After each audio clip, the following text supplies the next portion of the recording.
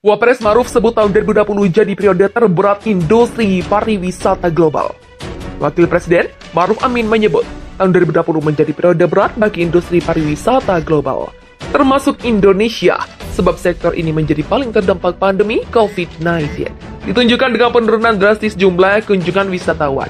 Data UNWTO menunjukkan jumlah wisatawan internasional menurun 74% secara global akibat pandemi, dengan kehilangan potensi pendapatan mencapai US di 1,3 triliun, serta 100 sampai 120 juta pekerja pariwisata kehilangan pekerjaan. Wilayah Asia dan Pasifik mengalami penurunan paling drastis, mencapai 84%. Sementara untuk Indonesia, jumlah kunjungan wisatawan mancanegara tahun 2020 hanya mencapai 4,02 juta kunjungan, atau turun 75,03% dibandingkan tahun 2019 yang tercatat sebanyak 16,11 juta kunjungan.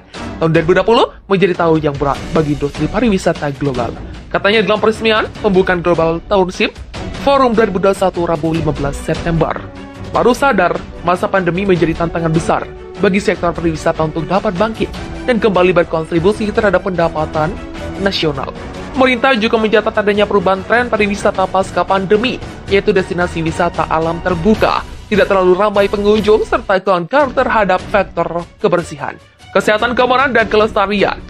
Di samping itu, tren wisata dunia juga diwarnai dengan meningkatnya jumlah destinasi wisata halal di berbagai negara, tidak saja di negara yang berpenduduk mayoritas muslim. Hal ini didorong oleh meningkatnya jumlah pelancong muslim, khususnya dari negara-negara Timur Tengah.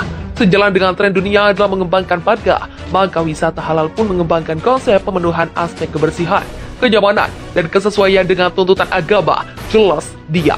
Dalam upaya pemulihan pariwisata tahun 2021, pemerintah Indonesia tetap memberikan prioritas pada aspek kesehatan dan keselamatan masyarakat, antara lain melalui penerapan protokol kesehatan dan vaksinasi COVID-19. Program vaksinasi juga diharapkan mampu menjadi basis yang kuat menuju pemulihan sektor pariwisata, serta menciptakan optimisme masyarakat, namun tetap dengan melaksanakan protokol kesehatan dengan ketat dan disiplin. Program vaksinasi dilaksanakan dengan sasaran dan skala prioritas yang tetap untuk mencapai herd immunity pada akhir tahun 2021 sebagai upaya mencegah penyebaran COVID-19.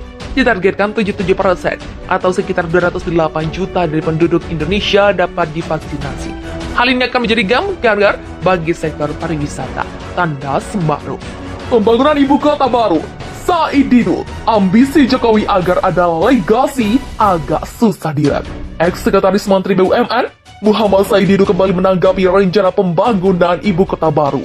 Sebelumnya, Kementerian Perencanaan Pembangunan Nasional, Badan Perencanaan Pembangunan Nasional menyatakan perkembangan pemindahan ibu kota negara dari DKI Jakarta ke Kalimantan Timur akan menyesuaikan dengan perkembangan kondisi pandemi COVID-19.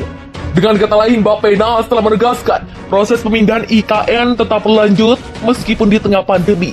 Deputi Bidang Pengembangan Regional Kementerian PPN Garing Bappenas Rudias Prawiradinata menyampaikan, proses ini akan menyesuaikan dengan perbaikan kondisi secara nasional. Bukan sebagian wilayah saja, MSD menilai pemindahan ibu kota tersebut adalah ambisi pribadi Presiden Joko Widodo untuk membuat warisan.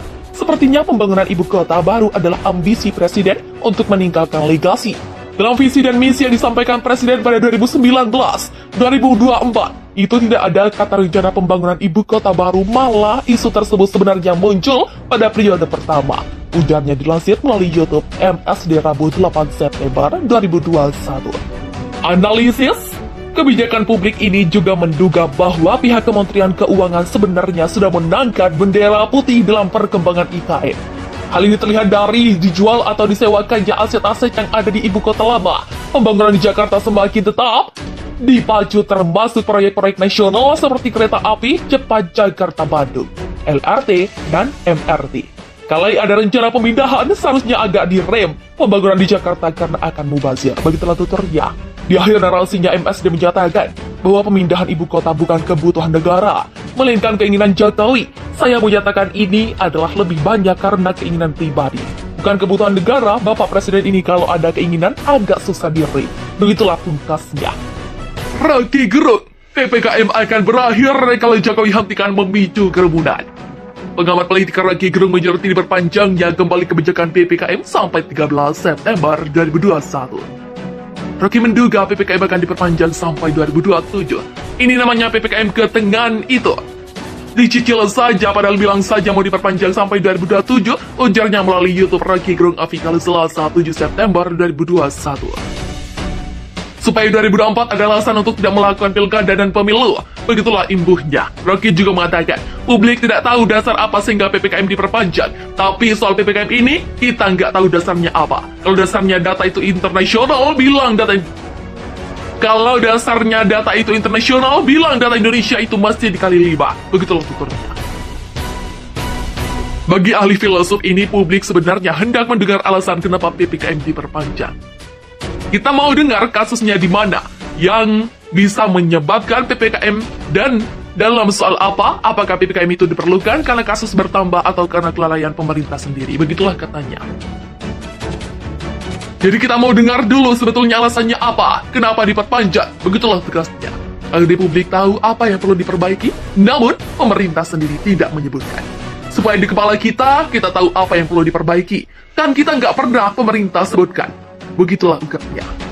Oleh karena itu, Rocky menyimpulkan PPKM diperpanjang karena Presiden kerap kali memicu kerumunan. Kalau PPKM itu diperpanjang, saya bisa ambil kesimpulan karena Presiden ada di kerumunan terus dan hadirnya Presiden memperpanjang penularan.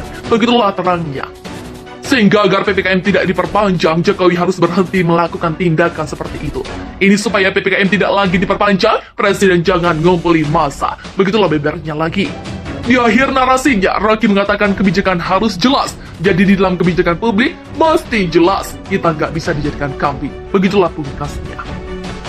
Zulkifli Hasan jawab soal anggapan pemerintah memusuhi Islam. Ketua Umum Partai Amanat Nasional Zulkifli Hasan menjelaskan alasan partainya bergabung dengan partai koalisi pemerintahan Presiden Joko Widodo dan Ma'ruf Amin. PAN bergabung dengan koalisi pemerintahan berdasarkan hasil keputusan Rapat Kerja Nasional 2 PAN pada 31 Agustus 2021.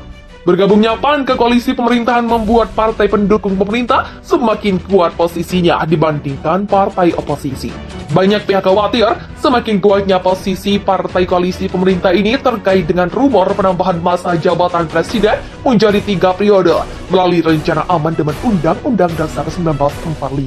Namun Zulkifli Hasan menjelaskan bahwa tujuan PAN bergabung ke koalisi